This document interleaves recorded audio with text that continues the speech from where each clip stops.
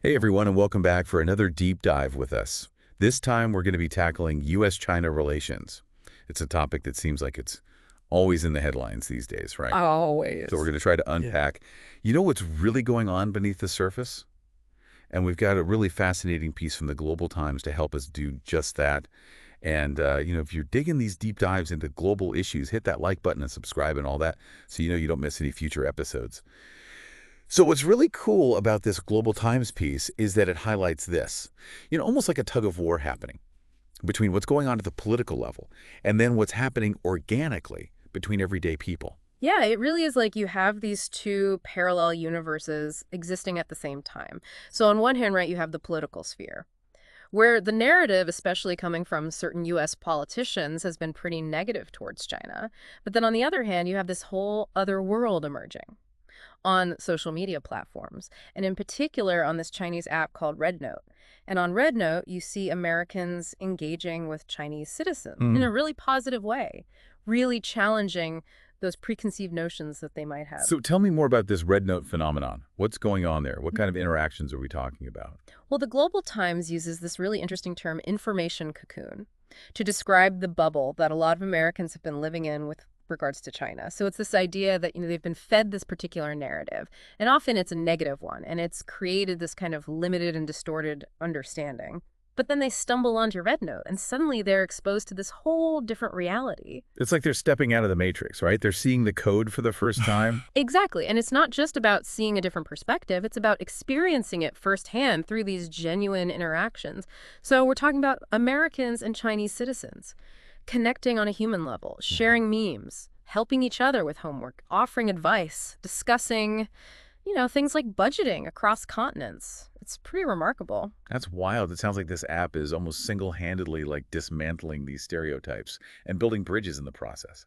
But I gotta ask, how are Americans even accessing RedNote? I thought there were restrictions on some Chinese apps in the US. That's the irony of it all. While there's been talk of restricting platforms like TikTok, you have Americans actively seeking out and engaging with a Chinese social media platform like RedNote. It really shows the disconnect between some government actions and this genuine curiosity and desire for connection that exists among people. It really does seem like a slap in the face to that Yeah. information cocoon idea. Yeah, it really does. And it highlights a point that the Global Times makes, which is that the future of the US-China relationship isn't solely in the hands of politicians. You know that people have a huge role to play here, and platforms like RedNote are providing the space for that to happen. Okay, so we have all these heartwarming stories of connection happening on RedNote, but what about the official diplomatic channels? Are those interactions reflecting this same spirit of collaboration? Well, that's where things get a little bit more complicated. The Global Times actually quotes the former U.S. ambassador to China, Nicholas Burns, and he paints a very different picture. What did Ambassador Burns have to say? Well, he admitted that during his time as ambassador, he spent roughly 80% of his focus on competition with China and only 20% on positive engagement. And he actually stated that he believed that was the right balance. 80-20. Wow, that's a pretty stark contrast to what we're seeing organically on RedNote. It makes you wonder if that's really representative of what the American people want, or even the true potential for collaboration between these two countries. And that's exactly the point that the Global Times is trying to make. They argue that the common interests between the US and China haven't decreased. They've actually increased.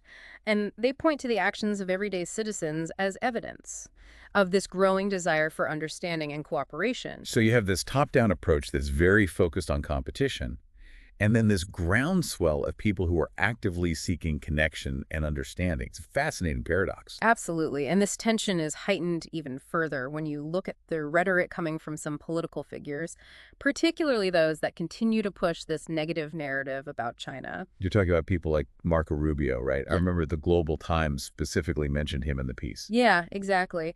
And what's interesting is that the Global Times argues that while these political figures obviously have influence, they don't necessarily dictate the entire trajectory of the relationship. They believe the power of the people you know, especially when it comes to shaping perceptions and fostering positive engagement, shouldn't be underestimated. They make a good point. I mean, look at the impact RedNote's having.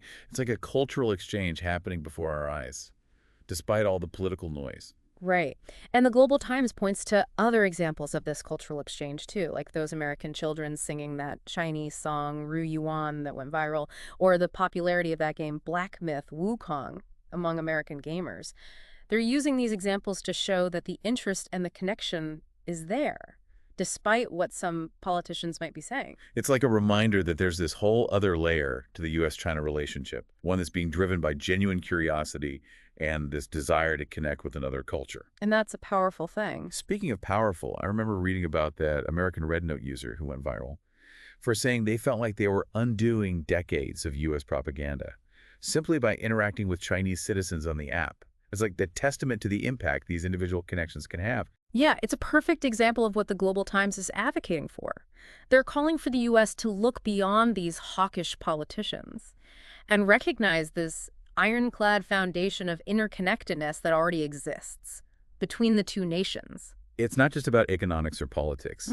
It's about the fact that our societies, our cultures, our global systems are all intertwined. Exactly. And that's a reality that's hard to ignore when you see this genuine connection. And the desire for understanding that's happening on a platform like RedNote. And it's not just about, undoing those old narratives. It's about creating something new. You're right. The Global Times really seems to think these people-to-people exchanges are key to the future of this relationship. Yeah, especially those exchanges at the subnational level, among young people. That's where you see the most curiosity and open-mindedness. It's almost like they're saying, let the people lead the way. Yeah, in a way. And that actually leads to a pretty provocative suggestion in the piece. Oh, I'm intrigued. Lay it on me. Well, they suggest that Washington should try RedNote. Hold up. Are they seriously saying the U.S. government should download RedNote and start posting, selfies? Not literally. Of course, it's a metaphor. Okay, I'm listening. So what's the deeper meaning here with this RedNote metaphor? I think they're urging the U.S. government to step outside its own echo chamber and engage with China on a more human level. To see beyond all the politics and stereotypes and see the Chinese people as individuals, with their own hopes and dreams. Exactly. To recognize those shared aspirations and the common ground that exists even with all the differences. So instead of just focusing on competition, maybe it's time to, explore those positive engagement opportunities that Ambassador Burns mentioned, but didn't really seem to prioritize. Right. The Global Times argues there's just so much potential for collaboration between the U.S. and China, especially on global issues like climate change, public health, even space exploration. Imagine if we could take that 80% that Burns spent on competition and redirect it towards tackling these global challenges together.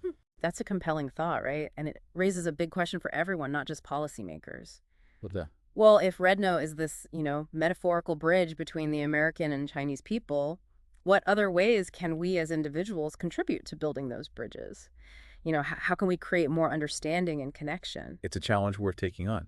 I think it starts with, being more curious, more open-minded, and more willing to engage with people who are different from us. Absolutely. And it also takes being a critical thinker, questioning those narratives we see and seeking out, different perspectives. Because really, this isn't just about politics. It's about human connection and shared dreams and building a future where cooperation wins out over conflict. Well said. I think it's time we hear from our listeners. Yes, let's open it up. What are your thoughts? What questions or insights do you have after this deep dive? Wow, so much to think about. We covered a lot of ground in this deep dive, from the political, back and forth, to these heartwarming stories on RedNote. It's clear the U.S.-China relationship is, pretty complex, always changing. But for you, what really stands out after all this? I think the power of people-to-people exchange. That's what the Global Times really nailed. It's so easy to get caught up in all the politics and strategy.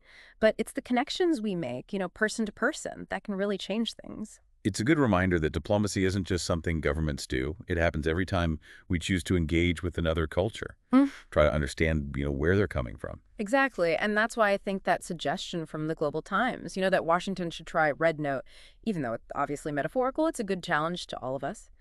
To step outside our comfort zones and connect with China on a human level. To find those shared interests that go beyond politics. Yeah, and to remember, it's not a zero-sum game.